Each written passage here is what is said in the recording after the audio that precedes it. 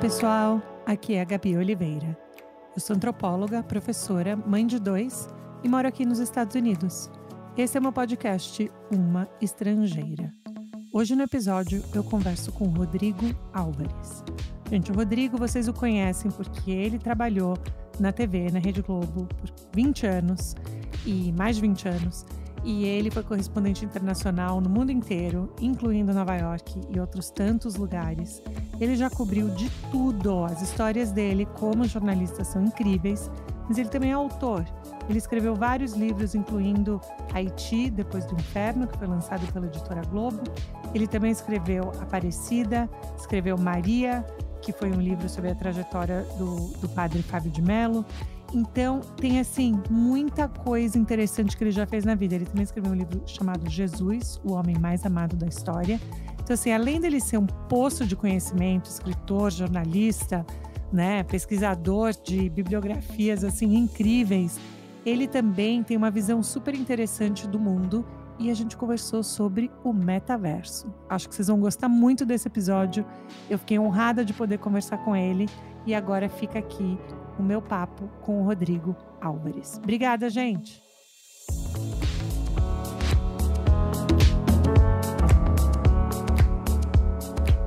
Mas eu tô super feliz que você topou essa conversa, porque eu já te conhecia faz tempo e agora, né, poder ter essa conexão, eu acho super legal, mas que prazer e Que obrigada por legal, ter prazer topado. meu. Descobri o seu podcast recentemente e adorei, tô Ai, que bom. ouvindo. É muito bom, você tá trazendo coisas ótimas. Ai, que legal, não, fico super, super feliz. E também alguém, assim, com a sua trajetória, para mim assim, é exatamente o que a gente busca, sabe? Esses aprendizados que só lendo a sua biografia eu já falei: "Meu Deus!" E provavelmente não tem tudo, Não, não né? tem não, não tem não. Mas quando agora você está em Miami, né, gente? Para quem não consegue ver, aonde o Rodrigo está sentado tem palmeiras atrás, o céu tá azul, o sol tá brilhando, e ele tá Na tomando um canequinha fala café. aqui, ó, Surfside, é onde eu tô morando, a cidade. Uau! E onde que é? Qual parte da Flórida?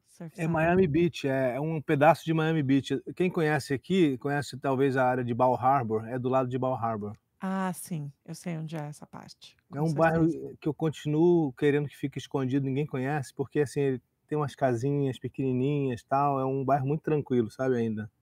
Não Sim. tem muito carro, as pessoas fazem tudo a pé. É, e tá um silêncio, né. Bom, se bem que a gente tá no meio de um feriado, né, Tá no Thanksgiving, feriado. então Mas é talvez. silêncio, viu, é isso aqui, é isso mesmo, não muda não. E como que você achou esse lugar para morar por aí, na Flórida? Como eu estava vindo de muitos anos no inverno muito pesado, eu morei na Alemanha, né, que foi o inverno mais difícil que eu enfrentei. Eu morei 4 anos na França com 6 a 7 meses de inverno. Aqui tem avião, tá, de vez em quando passa avião, você tá vendo. Sim, sim. Eu morei, e quando decidimos que íamos sair da França, né, com criança pequena, todo mundo sentindo muito aquele frio, a gente querendo sair de casa e não sentindo condições para sair de casa. E aí depois de muitos meses de inverno, você fala: "Bom, agora vai começar o sol". E eu saía de casa e estava gelado de novo, você começa a desanimar. Eu comecei a ter depressão por causa do frio, né. Sério? Eu nasci na praia, no Rio, por melhor que seja morar em outros lugares, eu sou a pessoa do calor. Né, a gente é bicho, né, nós somos seres humanos ainda, né, ainda somos, porque não vamos ser em breve, e somos bichos ainda. Então a gente tem as nossas necessidades fisiológicas que são da nossa composição física. E eu não nasci para o frio. Eu Hum. adoro o frio nas férias, mas não para o frio. Então eu disse: "Olha, eu quero morar dentro do sol, onde tiver mais sol". Procure o sol, Rodrigo. Aí me lembro até daquele livro que eu acabei de ler, se você não leu, leia, Clara e o Sol, do Kazuo Ishiguro. É Não um li. Fala do futuro justamente de uma personagem que precisa procurar o sol, porque ela é um humano artificial, então ela tem carregador solar. Ah, Ele não fala isso no livro, né, mas é muito bonito como ela está sempre procurando o sol. E eu tô como Clara aqui, né, procurando o sol, eu vim parar num lugar que era muito perto da praia. hum. Então eu queria ficar muito perto da água e com o sol, como se eu tivesse um pouco de volta ao Rio de Janeiro. E por que não o Rio? Por que não o Brasil? Como que foi essa Porque eu decisão? não tenho condição de arriscar minha vida, porque eu tenho muito medo de tomar um tiro na cabeça. É Hum. só por isso. Se não fosse por isso, eu estava no Brasil. Eu saí do Brasil para trabalhar, eu saí do Brasil em 2006, por causa do meu trabalho, eu experimentei vários países, eu posso até falar depois. E desaprendi dessa ideia de viver com medo de andar na rua, dessa ideia de se poder ser sequestrado, assaltado. Eu não quero isso. Eu acho que assim, Hum, se eu não precisar isso, eu não vou fazer. Se eu fosse obrigado, eu iria. Mas eu acho, eu lamento muito, mas é a realidade, né? A gente vive o nosso país é muito perigoso. Então eu é prefiro isso. evitar isso. É só por isso. Eu preferia estar no Brasil. Eu adoro o Rio, eu adoro os brasileiros, eu adoro São Paulo, eu adoro o Nordeste, eu adoro o Brasil. A melhor comida, a melhor tudo. Mas tem esse problema. E é interessante que você falou, né, que você saiu em 2006 e foi por trabalho essa a sua primeira saída em 2006? Foi para o trabalho, fui para Nova York pela Globo para ser correspondente. E aí você ficou lá quanto tempo? Eu fiquei entre Nova York e São Francisco, porque eu tive um deslocamento no meio, fiquei 5 anos. E seus filhos nasceram por onde? Em qual Ah, foram parte? nascendo pelo caminho. O Hector, que tem hoje 16 anos, vai fazer 16 agora, ele nasceu em São Paulo, mas meses antes de eu me mudar para Nova York, justamente nessa mudança que eu falei agora. Depois, aí, nesse período, eu rodei o mundo e tive um tempinho em São Paulo. O Rafael, outro filho mais novo, que está com 9 anos agora, também nasceu em São Paulo. Coincidência, ficaram no mesmo quarto No no hospital. hospital? Do lado, não é no mesmo, um do lado do outro, exatamente do lado. E com mães diferentes. E, e depois a Audrey, tem 8 anos, nasceu em Jerusalém. Uau! Nasceu lá na terra de João Batista, em Encarem, onde tem a igreja de São João Batista, onde a tradição diz que ele nasceu, que ele viveu a infância, onde Maria, mãe de Jesus, teria ido encontrar Isabel, onde tudo aconteceu, aquela grande história, foi ali do lado, que era o hospital onde ela nasceu. Gente, e como que foi a sua experiência enquanto seu trabalho, né, porque você falou que você tinha deslocamento, você estava rodando, você nunca ficava muito parado no mesmo lugar por muito tempo, verdade? Ou às É, vezes tinha chega uma assim hora que vira vício, né? A gente não consegue mais parar.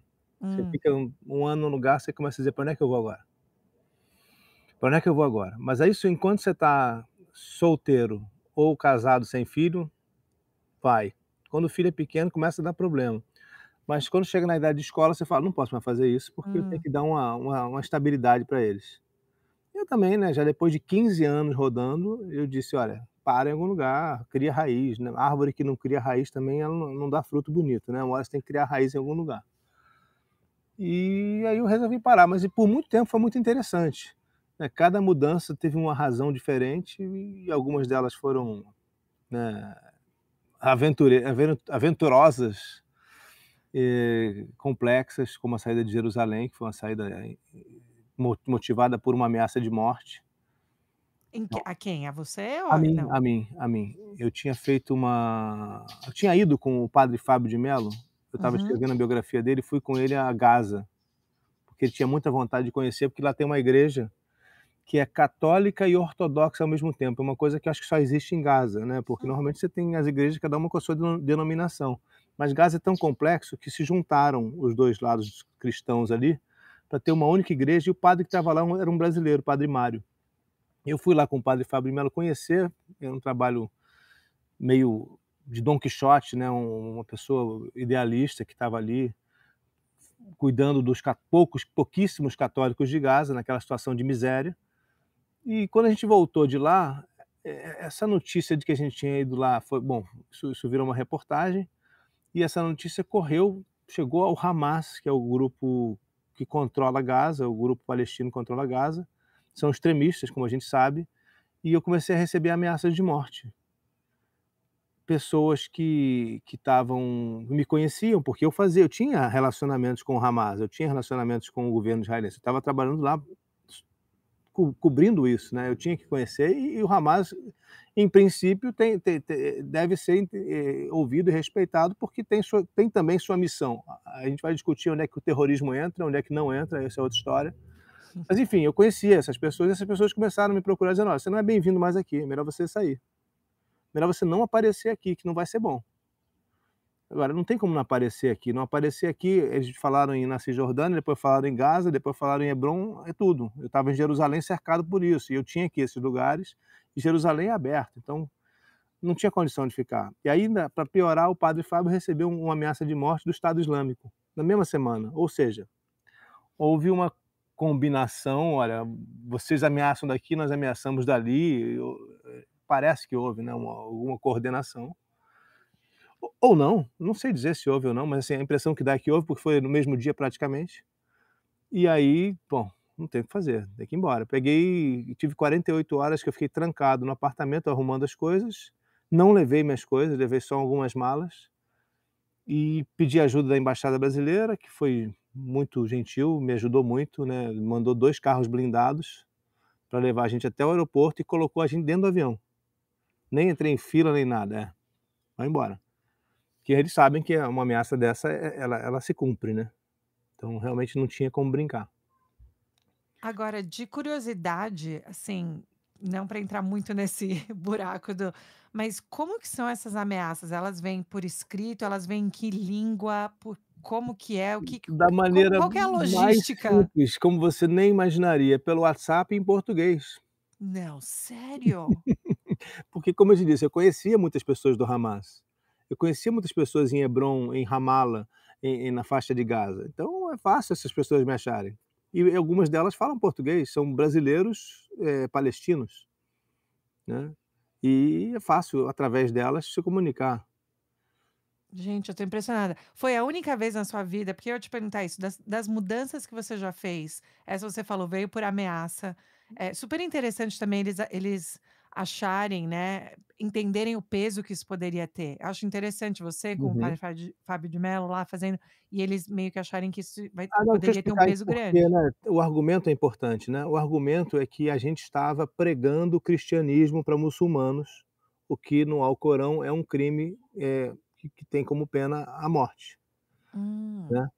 Então a gente estava cometendo um crime, segundo eles, de acordo com o Alcorão. Só que a gente não estava, ninguém foi pregar nada para ninguém. Foi uma visita a uma igreja. Ainda E assim, né, como que se fosse, né. ainda assim mas assim, como jornalista fazendo esse tipo de trabalho, você sentia. Eu sempre sou muito interessada nisso, essa sensação que você falou, né, tinha o vício de querer mudar de país, né, passa um ano que para onde a gente vai, essa sensação de aventura. E qual que é a sua relação com o perigo? Ou com algo que você pode falar: "Não, eu mesmo assim quero ter essas relações, eu acho que vale a pena". Como que você faz essa decisão? Quando eu estava no ambiente profissional, eu tinha um outro olhar para o perigo, porque primeiro eu estou sozinho, eu não estou envolvendo mais ninguém. Então eu Uhum. sempre fui criado, muito esperto por causa da violência brasileira, você é obrigado a aprender, né. Eu no Rio, desde pequeno eu aprendi a me livrar dos pivetes, né, que a gente chamava assim na época, que eram os meninos pobres que vinham com a feira e queriam roubar os meninos da classe média, né, nos bairros da Zona Sul. Desde cedo eu aprendi isso. Depois eu fui convivendo, né, eu fui ter amigos que moravam dentro de favela, eu comecei a frequentar, fui a muitas favelas no Rio, né, e já tive que lidar com traficantes em situações não muito agradáveis, do tipo colocar a arma na cara para te dizer se você pode entrar ou não em certo lugar da favela, e eu entrei porque eu estava com um morador. Mas essas situações vão te fazendo acostumado com isso, né. Eu estive, por exemplo, num túnel do Hamas com os soldados do Hamas ali numa situação delicada uma vez na fronteira com Israel, mas eu estava, aí você fala e puxa um cigarro, nem fumo, mas você acende um cigarro para fumar com eles, porra, né. Então aí, quando você está numa situação dessa, o correspondente de guerra, o correspondente internacional que se envolve nessas situações, ele é um pouco como um agente, né, Hum. de um governo, como um agente de um serviço secreto, às vezes, do sentido de que ele lida com todo mundo, né. Então você aprende a não ser o problema. O problema eu não sou o problema, então eu posso estar com o soldado israelense, eu posso estar com o soldado do Hamas, porque eu não sou o problema para ele, né. Isso estou falando antes dessa onda imbecil que existe agora de começar a acusar a imprensa de tudo, que é uma pena, estão Hum. matando aquilo que é fundamental, que é uma imprensa profissional. É uma discussão longa, é outra discussão. Mas antes disso, que foi o período em que eu trabalhei, nessas situações mais conflituosas, a imprensa em tese era neutra, era vista como neutra. Então eu não tinha medo. Passou misso na minha cabeça, eu tive medo, mas mais ou menos, porque eu vi que ele não estava caindo em cima de mim, eu vi que ele caiu atrás de mim, então eu não fiquei com medo na hora. Você nessa hora você está ali meio adrenalinado, então você não, o medo o medo meio que desaparece, você só está tentando sobreviver, assim como eu fazia quando eu entrava numa favela, até como repórter também tem lugares muito perigosos, fui ameaçado também de outras maneiras, em São Paulo, por exemplo, uma vez, eh, cercaram o carro onde eu estava, não queriam deixar a gente sair, aí no México uma vez, na fronteira do México, os meninos fingiram que estavam curiosos pela minha câmera, eu e o cinegrafista, começaram a querer olhar o cinegrafista bonzinho, falou: "Não, vem cá ver, olha aqui, assim que eu faço", tal. Quando a gente viu, eles agarraram a câmera, pegaram, saíram correndo, era tipo uma favela mexicana na fronteira. Hum. E aí ele caiu na besteira de atrás e começaram a jogar pedras desse tamanho, a minha mão tá aberta aqui para quem não tá vendo, né, Uhum, pedras uhum. bem grandes no carro e na gente. Então a gente saiu no meio de uma favela dirigindo que nem loucos, para não ser apedrejado até a morte. Então você se acostuma, nada disso faz você pensar: "Ah, não, vou parar, não vou fazer mais". Mas você aprende, por exemplo, eu me preparei, eu fiz cursos de sobrevivência em ambientes hostis. Hum.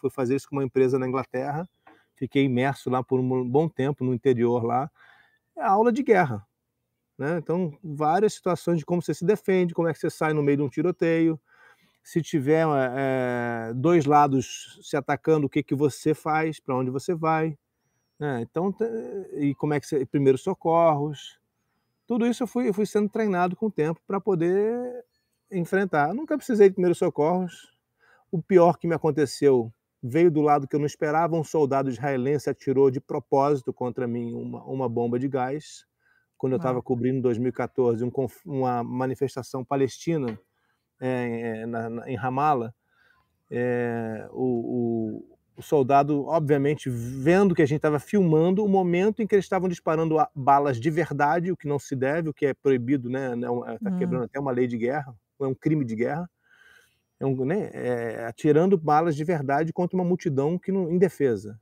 Naquele momento ele não queria ser filmado, eles não queriam ser filmados, mandaram bomba de gás para cima de mim. Hum. E devem ter jogado para outros jornalistas que estavam ali.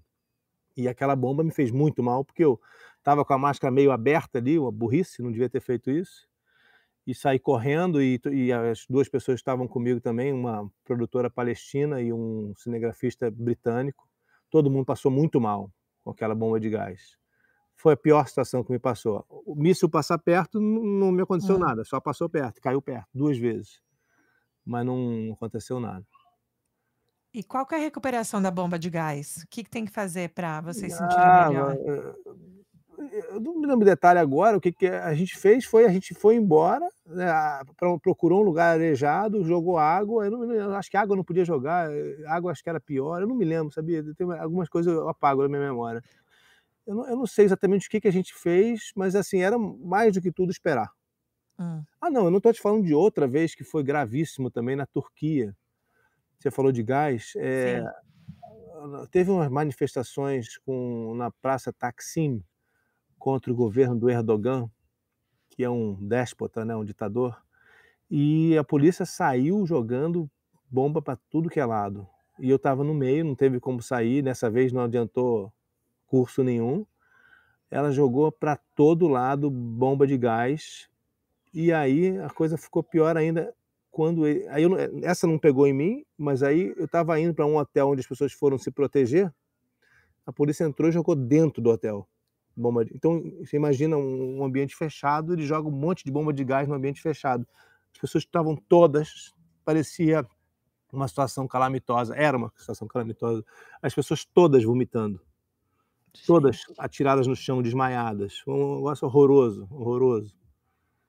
E eu estava com uma máscara muito boa, dessa vez eu estava mais preparado, e não sofri nada, mas Uau. fiquei ali você fica com a pele queimando, você fica, mas continuei trabalhando, mostrando e consegui mostrar, foi importante. Mas você acostuma a quando é só comigo, tudo bem, né, se tivesse colocando a família em risco, eu não teria feito, mas É isso que eu sempre acho interessante, assim, porque você falou um pouquinho, né, dessa ideia de você ser do Rio e meio que ter crescido já pensando em como sair de situações talvez complicadas e tal, mas você consegue identificar assim, você crescendo e pensando: "Ah, essa é a carreira que eu quero ter, eu sempre tive isso, eu Não, sempre quis morar nunca fora"? quis nada, nunca quis nada, isso aí foi tudo por acaso, a minha vida foi toda por acaso. Só não foi por acaso uma coisa, quando eu era criança, adolescente, eu comecei a escrever e eu decidi que eu queria escrever. Hum, Eu achei, só achei, tá, porque eu só podia achar, que eu escrevia bem. Então eu falei: "Ah, se minhas poesias eram legais, as pessoas gostavam". Depois eu escrevi letras de música, muitas músicas eu escrevi, até compunha também a melodia, a harmonia, estudei música, então o meu caminho estava se desenhando por aí. Então eu tinha, né, os meus ídolos eram os grandes compositores, mais do que os cantores da MPB, né. Então era isso que eu via para mim, era escrever letras de música e depois eu comecei a escrever contos. E como eu achava que fazer literatura, eu nunca não me lembrava e não me lembro até hoje de nenhum, professor de literatura que seja um grande escritor, hum, eu pensei: "Olha, realmente quem são os grandes escritores? Muitos são jornalistas". hum, Exemplo, um ótimo exemplo é o Garcia Marques, né, que era um ídolo dessa época da vida, né, o Gabriel Garcia Marques. Então eu dizia: "Olha, realmente se eu quiser ser escritor eu preciso viver mais, eu preciso ter experiências". E o jornalismo me dá ao mesmo tempo a experiência com o texto que eu preciso e a experiência de vida que é fundamental. Porque para escrever um livro não basta abrir uma página, se ela estiver em branco ela vai continuar em branco. Tem que ter algo dentro de você para contar. E isso eu aprendi cedo, eu percebi isso cedo. Quando eu escrevia os contos, eu não tinha muito para onde ir. Quando eu pensei em escrever um romance com 20 anos, eu disse: "Mas eu não estou ainda preparado, eu não tenho hum, uma grande história para contar, vai viver primeiro". Então eu fui parar no jornalismo por causa disso.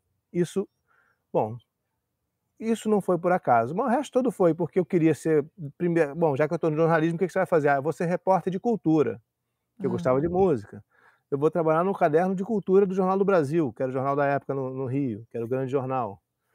E era essa a minha ideia. E depois eu falei: "Ah, talvez eu trabalhe no Globo, na Folha, não sei", mas nunca televisão, e não tinha essa ideia de ser correspondente. De repente, teve uma oferta de um concurso dentro da que apareceu um cartaz da faculdade, que era para televisão, para Globo, e aí umas amigas estavam lá querendo trabalhar na Globo, achavam que queriam ser repórter de televisão, e eu não queria. Falei: "Não, não vou, nem vou, porque não me interessa. Vão lá, vocês fazem". "Não, mas a gente trabalhava junto ali, então você já faz televisão aqui tão bem e tal". "Não, não, a gente faz aqui no laboratório da faculdade, mas eu não quero isso para a vida, não acho graça. Texto de Hã. televisão é fútil, é breve demais, eu quero uma coisa profunda". E aí elas insistiram tanto que eu falei: "Então faz o seguinte, já que vocês vão lá, leva o meu currículo, leva a minha inscrição, eu não vou, porque eu acho que eu não vou ser aceito, obviamente, mas vocês levam para mim e já que elas estavam insistindo, e se a gente passar, a gente vai junto". Tá bom, eram 2 amigas. E foi que estava começando a Globo News em 96, e a Alice Maria, que era a gestora daquele projeto, ela estava procurando formar uma equipe. Hum. E quando ela percebeu que essas 3 pessoas eram amigas e trabalhavam juntos, ela quis as 3. Sério? De 7 Uau! pessoas que ela contratou naquela faixa de etária, que era até o sexto período ali, 7, de 7, 3 fomos nós, Hã. porque ela identificou um grupo, vai entender, né. Aí eu Gente, fui parar na televisão. gente, que incrível. Então e você ainda tem contato com essas amigas? Ah, tenho Que você contato, não somos próximos não, mas tenho contato. que, gente, pra sempre agora, Continuaram, né? continuaram muito tempo na televisão, continuaram, depois saíram. E aí, como que foi a sua sensação de tudo que você pensava que a televisão era como você falou, né, breve, não é o que eu quero, você acha que você estava errado em algumas das suas Não, eu estava hipóteses? certo em muita coisa, porque eu achava realmente que uma grande parte do que se fazia na televisão era muito superficial, e mas isso me ajudou, porque eu Hum, comecei a procurar como não ser superficial na televisão. Então tinha o grupo de repórteres de sucesso da época, que eu não gostava, e eu não digo quem são, nunca disse, mas assim, eu dizia: "Olha, esse aqui eu não quero ser, esse hum, aqui eu não quero ser, esse aqui eu não quero ser". Aí tinha alguns poucos que eu admirava, né, que tinham realmente profundidade. Então eu procurei ver o que que esses poucos faziam de bom e evitar aqueles que eram superficiais a qualquer custo. Disse: esse perfil não me interessa para nada". hum, Então eu comecei a desenvolver uma maneira de ser na televisão que era mais autêntica, mais não dizer profundo, que você tem pouco tempo, mas mais, eu diria, verdadeira, mais, também não é em oposição à mentirosa, em oposição à franca, Hum, sincera, né. Eu comecei a ser mais sincero, eh, de todas as maneiras, e isso começou a resultar num texto que as pessoas se identificavam mais com ele. hum. Então isso começou a gerar o meu crescimento dentro da carreira. Eu fui rapidamente sendo promovido e mudando de função, por causa do meu texto, Ah, por entendi. entendeu? Porque eu era ruim falando. Eu falava atropelado. Meu pai, quando eu tinha uns 12, 13 anos, me enchia a paciência, dizendo: "Meu filho, vai fazer fonoaudiologia, que você não entendo nada que você fala". E eu sei disso porque eu tenho meus filhos hoje indo pelo mesmo caminho, também estou tendo que dar uns beliscões neles para eles falarem direito, que começa a atropelar. E então eu tinha certeza que falar para televisão era a última coisa que eu ia fazer. Hum, Então eu falei: "Bom, eu vou ser editor, escrever". Aí eu comecei a escrever uns textos para a Copa do Mundo de 98 que chamaram a atenção das chefes, eram 3 mulheres, das chefes que eu tinha na época, e aí ela falou: "Não, não, espera aí, esse texto aqui é bom, a gente precisa de repórter com texto bom". Aí me jogaram na madrugada, e assim foi. Então começou por acaso, e depois eu sempre procurei ajudar a sorte, eu acho que você tem que ajudar a sorte, né, eu uhum. brinco com isso, né, eu não saio de casa sem sorte, mas eu sempre tento um jeito de ajudar a sorte, porque se você Hum. não ajuda também não acontece nada, né. Se eu ficar Boa, o dia inteiro em adorei. casa, Eu vou usar essa frase agora para sempre, porque eu é ótimo. eu sempre penso nessa ideia, né, de ajudar a sorte, porque eu falo, para mim eu tenho um respeito muito grande com a oportunidade, né, se uma oportunidade me é dada, eu tento respeitar a oportunidade, pensar e não ficar: "Ah, não, mas isso não é bom o suficiente, isso não é", né, eu tenho que pensar nisso. Mas eu gostei dessa ideia de ajudar a sorte, ao Tem que invés de ajudar. pensar que a gente não tem sorte. Eu te dou um pequeno exemplo e vou ser breve, tá. Eh, Quando a plataforma da Petrobras, em 2001, teve uma explosão na plataforma, 11 pessoas morreram, a plataforma ficou inclinada, quase afundando por 4 dias. Tinha um repórter que estava lá, pela Globo News, ele queria tirar férias. Ele não abriu mão das férias dele. Eu estava cobrindo a mesma coisa do Rio, indo à Petrobras para saber as informações na sede da empresa, enquanto ele estava em Macaé, que é onde tudo acontecia. Uhum. Ele tirou férias e me mandaram para o lugar dele. E eu fiquei cavando um jeito de pegar um helicóptero da Petrobras para ir lá, que era 100 quilômetros dentro do mar. Enchi tanto a paciência dos caras da Petrobras que me levaram. Quando eu fui, a plataforma afundou na minha frente. Uau. E a gente filmou de dentro dessa plataforma que estava diante da outra, e fomos expulsos, porque o cara ficou nervoso lá, mandou trazer um helicóptero de volta. Quando o helicóptero chegou, a gente ainda conseguiu filmar a plataforma entrando na água de cima, que é o sonho de qualquer diretor de cinema. A gente teve 2 ângulos e todas as situações possíveis da plataforma entrando no mar, uma coisa inédita. Sorte, Hum, sorte foi o que eu mais ouvi, hum. mas não é só sorte, né. Sorte foi que às 9 da manhã daquele dia aconteceu na hora que eu estava lá. Mas se eu não tivesse feito todo o esforço que eu fiz para ajudar a sorte, eu não tinha nem ido lá. Hum. Ou eu tinha tirado férias, ou não, né, não tinha acontecido. E assim, eu acho que vale para tudo. Tem um jogador de futebol, que eu não sou uma pessoa que é fã de futebol. Eu adoro o jogo, mas eu não tenho time, não estou nem aí para isso. Mas tem uma frase de um jogador de futebol que é sensacional: "Quem se desloca recebe e quem pede tem preferência". Hum.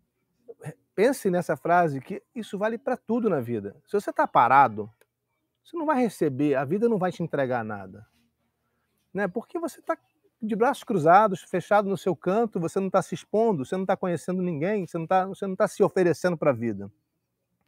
Então, quem se desloca recebe. E quem pede tem preferência é o seguinte: você está disposto, você é capaz, mas você não manifesta esse desejo, você não manifesta a tua capacidade, você não diz: "Olha, eu posso ir, viu? Você está precisando de mim? Eu vou com você. Eu vou para Gaza. Se você Uhum. precisar de um correspondente na guerra, eu vou".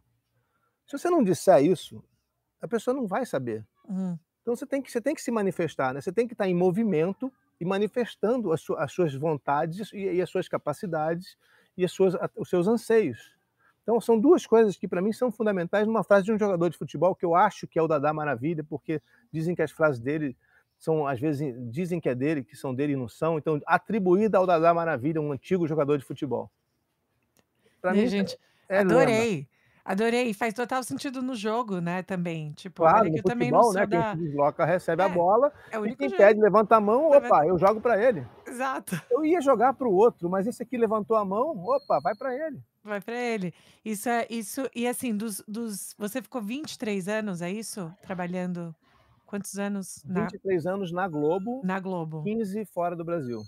Fora do Brasil. E nesse período, né, de 15 fora do Brasil, 23 anos, teve algum momento que você falou: "Tá bom, agora chega, eu quero agora, né, ir escrever", como você tem tanto sucesso agora, né, com todos os seus livros e nessa jornada, mas tiveram outros momentos durante, esses 23 anos que você falou: "Não, agora sim eu quero sair, eu quero fazer outra coisa"? Eu sempre gostei muito da profissão de repórter, correspondente. Eu eu tinha um tesão enorme em tudo aquilo, né. Eu aprendi a filmar, eu aprendi a editar, né, a fazer a montagem das reportagens. Chegou um momento em que eu realmente fazia todo o processo e eu adorava aquilo, gostava muito daquilo. Mas tinha uma coisa que não se resolvia e não se resolveria, Hum, a perecibilidade da notícia, né. A notícia morre no dia seguinte ou na semana seguinte. Então o trabalho do jornalista, por mais importante e fundamental que seja, ele é perecível, né. Ele pode mudar o mundo, com uma reportagem, ele pode derrubar um presidente, isso é maravilhoso, o poder de você expor uma informação, um caso de corrupção, você desvendar um crime, né, o trabalho que a polícia deveria fazer, mas que muitos repórteres acabam fazendo. Enfim, você tem um poder de mudança muito grande, mas você também, na tua rotina, o que você mais tem é a notícia que termina no dia seguinte. E eu queria entrar em projetos de mais longa duração. Eu fui começando a amadurecer, né, e vendo que eu queria algo de mais fôlego, hum, voltando à minha origem, né, a ideia de ser um escritor de livros e não de televisão. Então, aos poucos, eu comecei. Eu cobri a eleição do Barack Obama em 2008, que uhum. foi a primeira eleição de um negro nos Estados Unidos, né. Eu acompanhei, viajei de carro o país inteiro e transformei isso num livro, foi o meu primeiro livro. Depois que eu fiz isso, eu tive certeza de que eu não podia parar mais de fazer isso, não tinha como mais parar. Logo depois, um ano depois, eu fui cobrir o terremoto do Haiti, um terremoto devastador, mais de 200.000 mortos, e transformei isso num livro. Aí foi quase que uma questão psicológica também, porque eu estava muito traumatizado com o que eu tinha visto. Hum, Foi uma coisa muito, muito chocante, no sentido de que eu tinha pesadelos, eu não estava conseguindo sair daquilo. E aí o meu irmão, que é psicanalista, disse: escreve, você já é uma coisa que você gosta de fazer e vai te fazer bem, que você vai tirar de você. Isso é um fato, né? Quando você escreve, você tira de você. Então eu resolvi a minha questão psicológica escrevendo o livro Haiti Depois do Inferno. Foi o meu segundo livro. Mas depois dessa experiência com o segundo livro, eu disse: olha, não adianta eu passar a vida escrevendo livros sobre experiências de repórter. hum, E aí são reportagens grandes, são memórias de repórter, mas não são livros. Não vão entrar na categoria literária em que eu quero estar, com a profundidade também que eu quero estar. E aí eu comecei a perceber que eu precisava me ocupar da preparação dos livros, pesquisar para fazer livros. Então eu, por alguma razão que só, né, algo aleatório vai explicar, um dia eu tive a ideia de escrever um livro sobre Nossa Senhora Aparecida, sobre a história da imagem. Não era um livro devocional como nenhum livro meu é. É um livro histórico, uhum. porque a Santa de Barro de São Paulo, aquela santinha pequena, tinha se transformado na padroeira do Brasil com tamanha a Hum, devoção no país inteiro. Então, porque eu tinha passado por São Paulo naquela época, eu achei muito interessante a história e vi que não tinha um livro bom contando isso, então eu resolvi fazer uma pesquisa sobre isso. Eu fiquei 3 anos pesquisando. E dessa pesquisa eu já tinha me aprofundado nos evangelhos e nos livros, sobre a história cristã, e eu disse: "Bom, daqui eu escrevo um livro sobre Maria, a mãe de Jesus. Muito mal contada a história, por que que eu não conto direito? hum, Agora que eu tive tanta informação, que eu pesquisei tanto, eu fui tão fundo, para entender o fenômeno Aparecida, eu fui estudar Maria, né, porque a gente sabe que Nossa Senhora, né, no cristianismo, todas Nossas Senhoras são Maria, a mãe de Jesus. Então eu fui escrevi um livro sobre Maria, aí depois eu fui escrever sobre Jesus.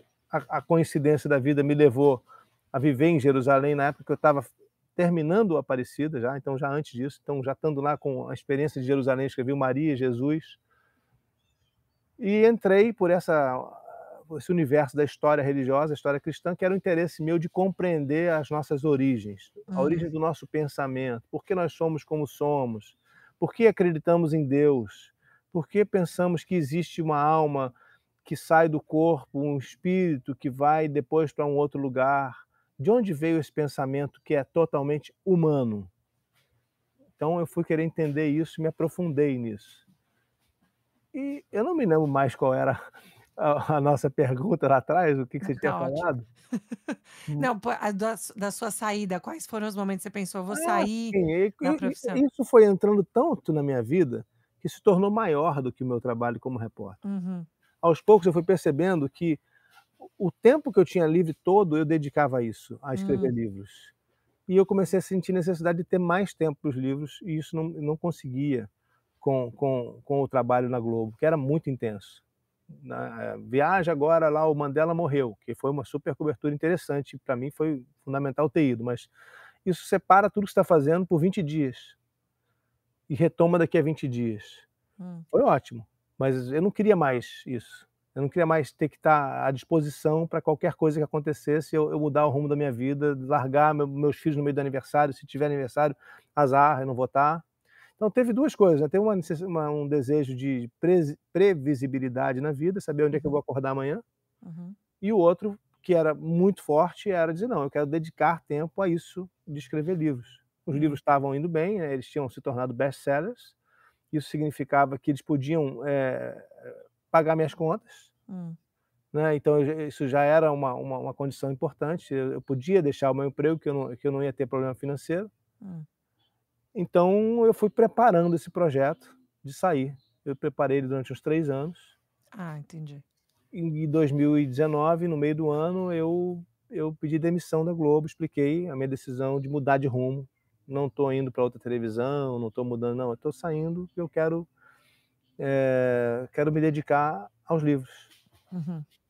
E assim tem sido. Só E que é tão é, eu ia falar que é tão impressionante como você falou, né, do seu tempo, porque, você também deve escrever rápido, não? Não é possível. olha, eu vou te dar uma medida, você vai ver, tá. O Aparecida eu levei 4 anos, que é o primeiro livro dessa fase de pesquisa já, livros mais Tá. pensados. Os 2 primeiros são só memórias, não contam para isso. Então o primeiro livro foram 4 anos.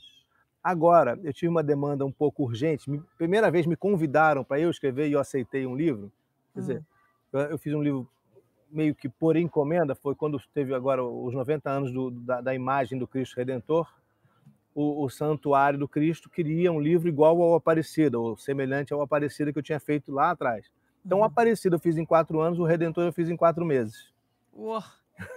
Mas o Redentor eu tinha essa urgência, eu não teria feito em 4 meses talvez, mas eu tive que contratar pesquisador para me ajudar, sempre Entendi. tem alguém me ajudando, mas dessa vez foi mais gente me ajudando para dar tempo.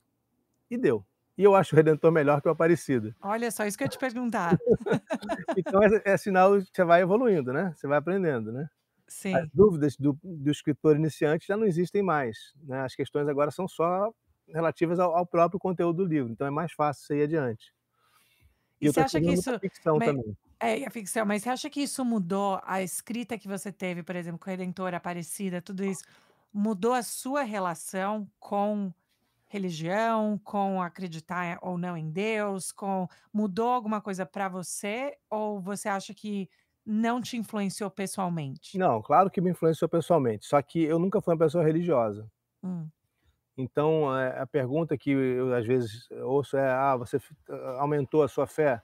Não, porque eu não sou uma pessoa de fé, eu sou uma pessoa científica, né, a minha visão não é uma visão, nesse sentido espiritual católica. Eu hum, sou católico culturalmente. uhum, Toda a minha cultura, a cultura do Brasil é católica e agora ampliada para o cristianismo de maneira mais ampla, mas a origem da nossa cultura brasileira é toda católica. A gente é formado no cristianismo. Então eu sou um cristão, um católico, culturalmente, mas eu não sou uma pessoa devota, não tenho hum, fé. Então isso não mudou. O que mudou é que a minha compreensão da nossa história humana, minha compreensão do ser humano, porque eu não fui estudar só o cristianismo, eu fui estudar a filosofia grega, eu tive que entender mais sobre antropologia, os primeiros humanos, como é que a gente se formou lá atrás, como é que as religiões surgiram lá atrás, né? Então eu fui estudar tudo isso para chegar ao cristianismo e depois do cristianismo até hoje. E isso me modificou a clareza que eu acho que eu tenho hoje, né? A gente sempre acha que tem, né? Porque a gente tem que ser modesto com que o conhecimento é uma coisa em movimento, né? A gente vai aprendendo todo dia. Então, o que eu conheço e entendo hoje me dá uma clareza muito maior da nossa história Hum. humana, respondendo as perguntas que são fundamentais. Eu não tenho respostas para tudo, mas eu hoje posso conversar muito sobre isso com propriedade, né? Sobre de onde nós viemos. E a pergunta mais relevante agora é: o que a gente quer se tornar? O que a gente vai fazer da nossa existência? Porque essa coisa de para onde vamos acabou, porque a gente não está mais acreditando que é o acaso que vai mudar a história humana, é o ser humano que está mudando a sua própria história, Hum. né? A gente já assumiu o papel que antes era atribuído a Deus. Então hoje a gente está desenhando o nosso futuro. Então o que me interessa hoje é entender a existência humana nesse amplo contexto. Não me interessa só a tecnologia por si, a ilusão do metaverso apresentada pelo Zuckerberg agora, que a gente deve olhar com ceticismo, quanto que tem de maré para o Zuckerberg dar uma apagada nos problemas enormes que ele está enfrentando, nessa onda toda que ele fez, quanto tem realmente de especulação financeira nessas várias empresas que investem no metaverso, e se isso realmente é o reino de Deus prometido pelos profetas do Vale do Silício, né? Eu não acredito em nenhuma forma de reino futuro, eu acredito em reino que eu possa enxergar. Então Hum. estão nos oferecendo um futuro maravilhoso com a tecnologia, que nós precisamos ter consciência de que talvez não seja esse futuro, que a gente não sabe se ele vai ser assim, nem se ele é bom para a gente. Então a gente precisa estar ativo, atuante, e não apenas aceitar que aquilo que vier do Vale do Silício vai mudar nossas vidas Hum. e vai mudar a história da humanidade. Então eu me alonguei um pouquinho nisso, mas o que eu estava querendo dizer é: o que me interessa hoje é essa compreensão de onde nós nos posicionamos na história humana. Tá, a gente foi Homo sapiens por 300 mil anos, a gente conviveu com neandertais por alguns milhares de anos, eles desapareceram, nós prevalecemos, fomos mudando, de repente apareceu algo maravilhoso que era a filosofia grega. Ela não nos explicou por completo, ao contrário, ela cometeu inúmeros erros que a gente tem que ter clareza e apontar, né? A ideia da imortalidade de Platão não se comprova. Nós não somos almas imortais que vão viver com os deuses depois de sair do corpo. Isso não tem. Hoje não dá mais para a gente achar que Platão era perfeito. Platão pensou aquilo que era possível ser pensado naquela época e foi genial para a sua época, nos apontou caminhos, mas agora nem tudo o que ele disse vale. Assim como nem tudo que Jesus Cristo disse 2000 anos atrás vale hoje.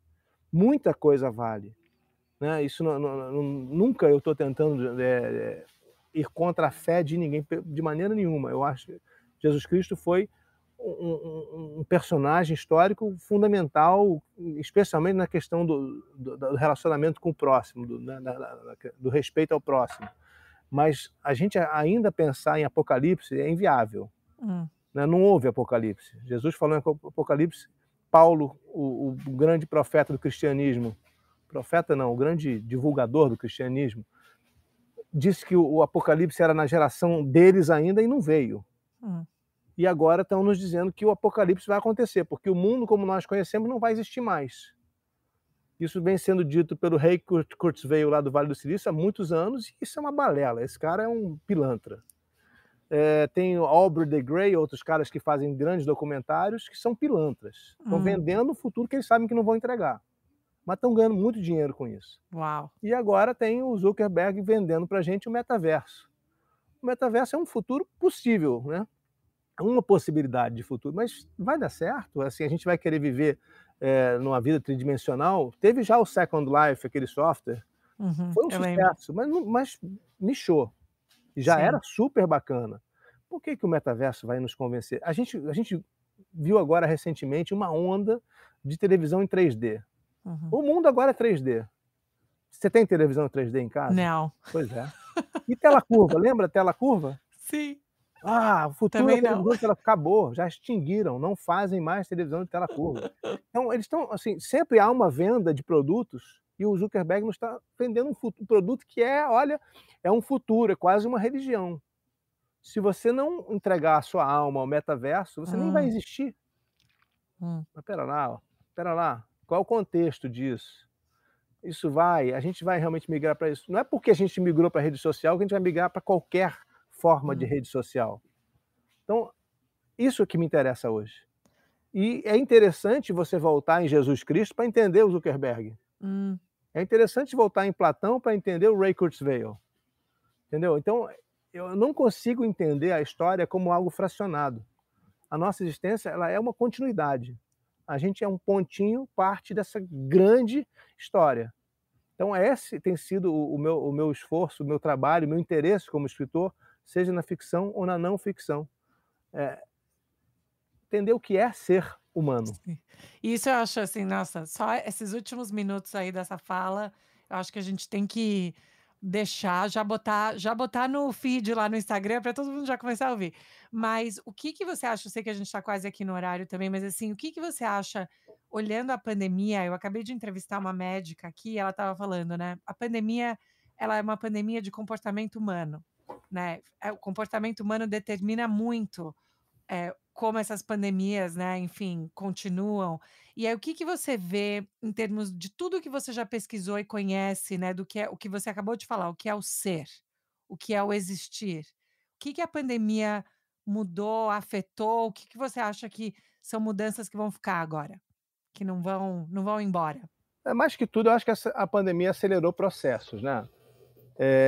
Acelerou uma coisa que já estava acontecendo, que é a gente precisar encontrar uma maneira de não gastar tanto tempo em deslocamentos em cidades, né, tumultuadas.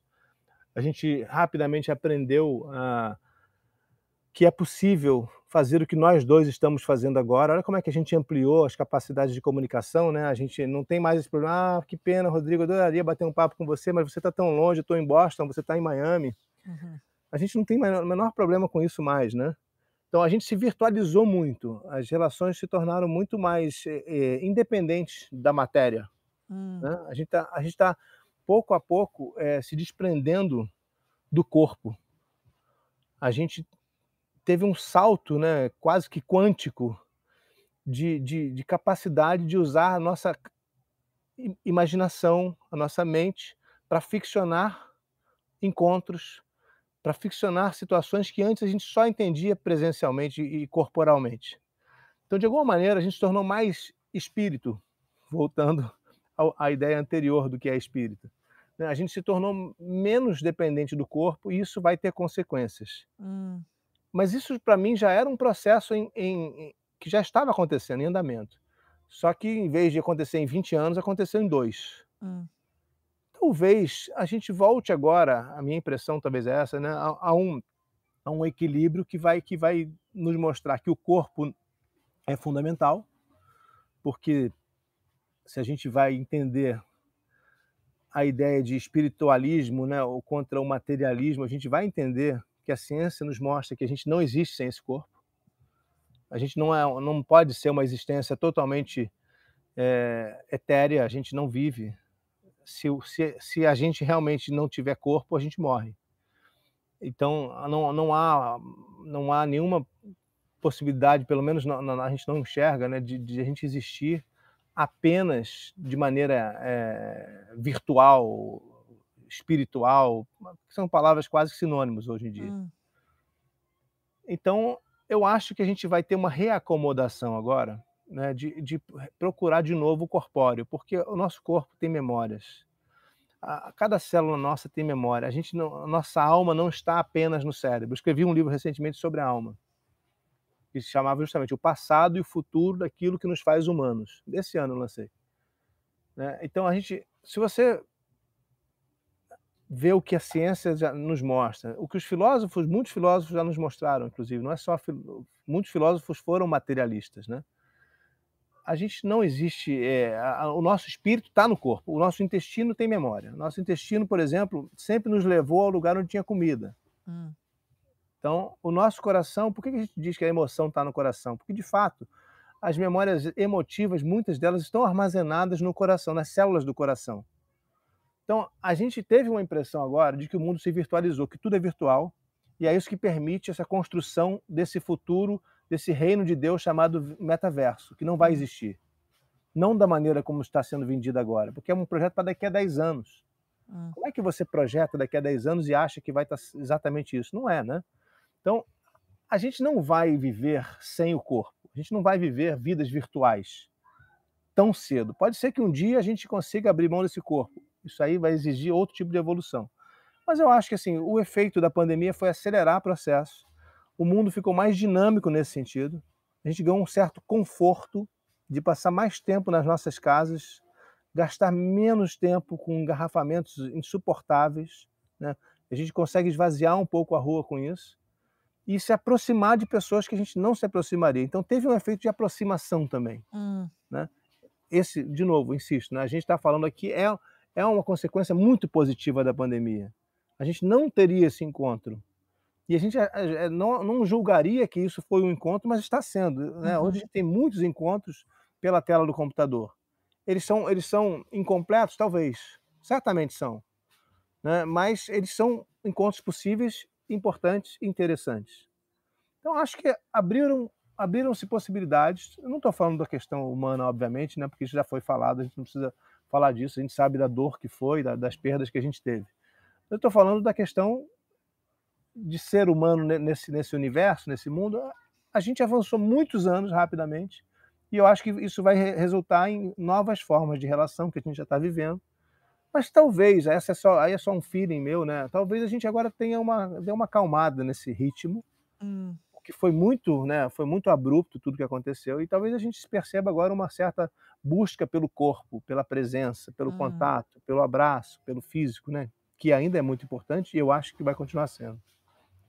Não, isso é fantástico, porque eu penso muito nisso como professora, né, como eu dei aula 1 ano e meio online, aí quando eu voltei para a sala de aula, o valor que eu dei para aquelas interações foi um valor muito mais alto do que eu havia dado antes. Eu acho que me tornou uma profissional melhor, até pela minha consciência da importância, né, do corpo, de interação, de ver, enfim, tudo isso eu fico pensando. Agora eu sei que a gente está quase acabando, mas eu só queria fazer mais uma pergunta sobre o Boa Books, porque eu compro livros e eu sei que você foi cofundador.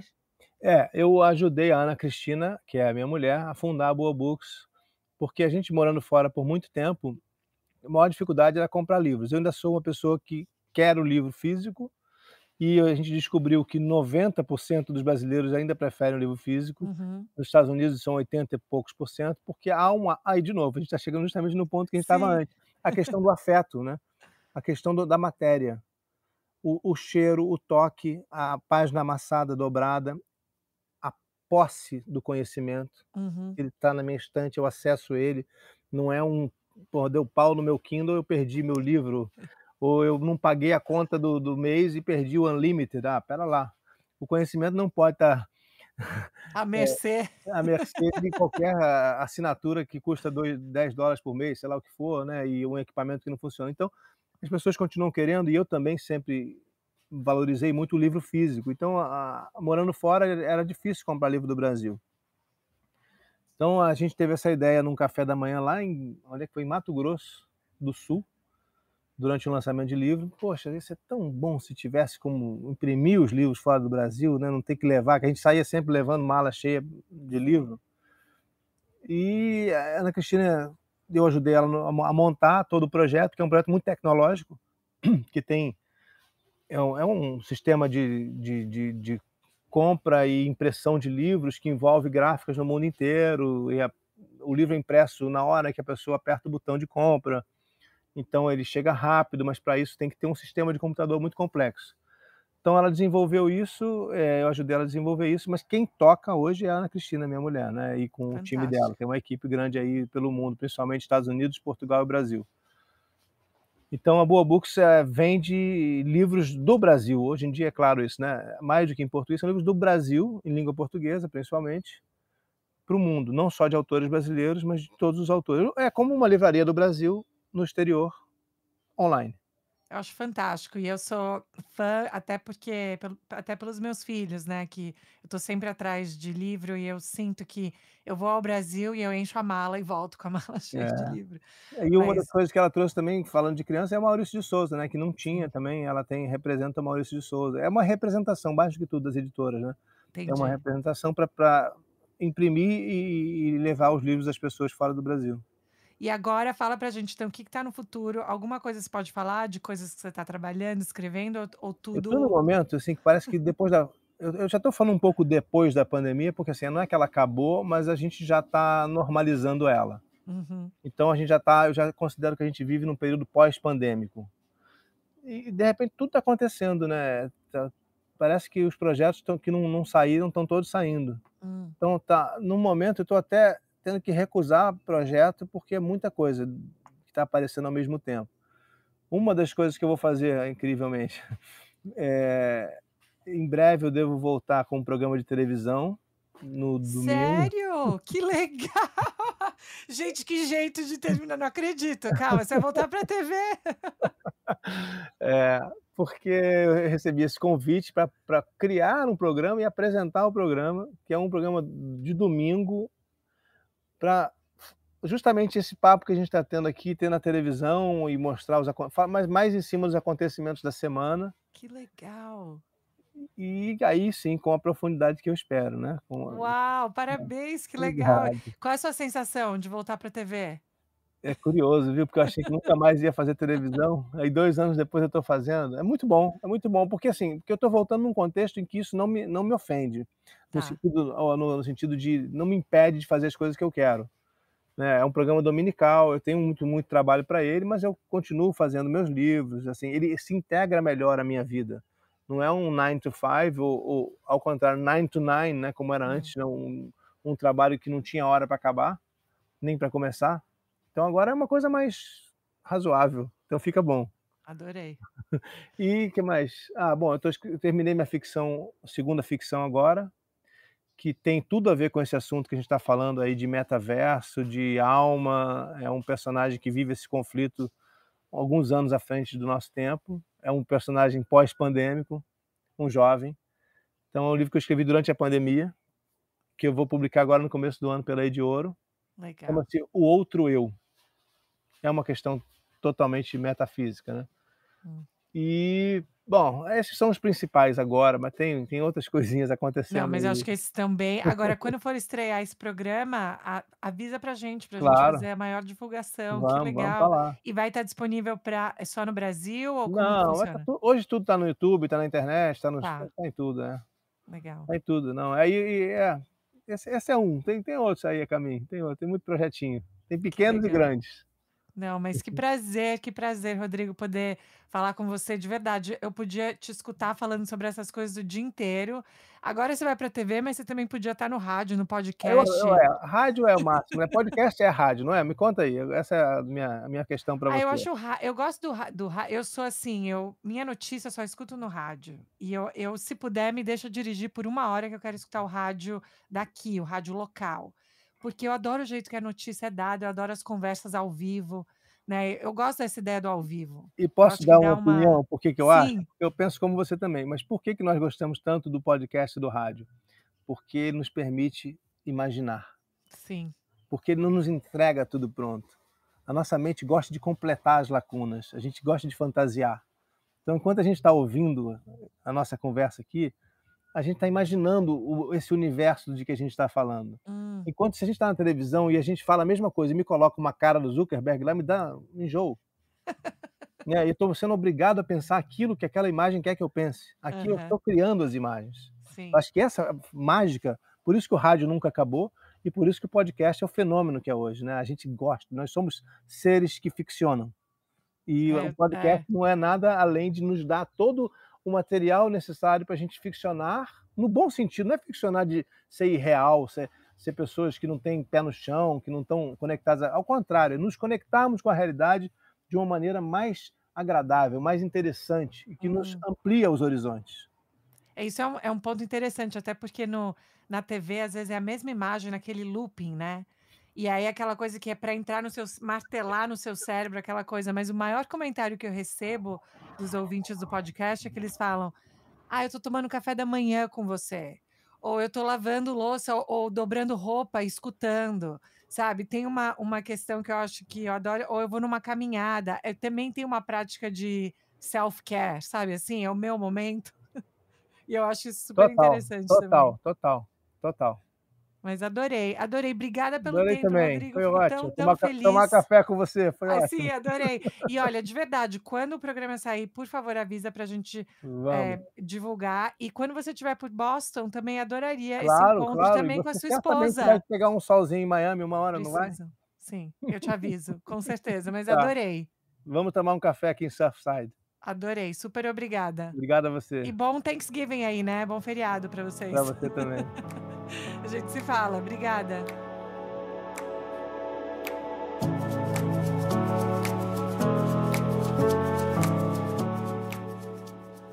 E aí, pessoal, gostaram do meu papo com o Rodrigo?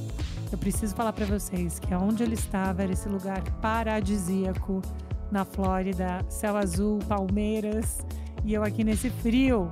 Mas ele foi de uma generosidade, presença de espírito e topou todas as perguntas, foi super honesto, sincero e, na verdade, me deu vários conselhos muito bons, sabe, para pensar na vida e na nossa existência. Adoro um papo existencial, como vocês sabem. Então, eu fiquei super feliz. Como sempre, pessoal, vão lá na nossa página do Instagram, o Estrangeira Podcast, ou mandem um e-mail pra gente, estrangeirapodcast@gmail.com. Quero também super agradecer todo mundo que está dando tag no Spotify, né, olhando a retrospectiva 2021 e colocando aí um Estrangeira como um dos podcasts mais escutados por vocês. Eu fico tão, tão, tão feliz, honrada e me sinto privilegiada de que vocês topam me escutar aí toda semana, tá bom? Fiquem bem, gente. Um beijo, até semana que vem.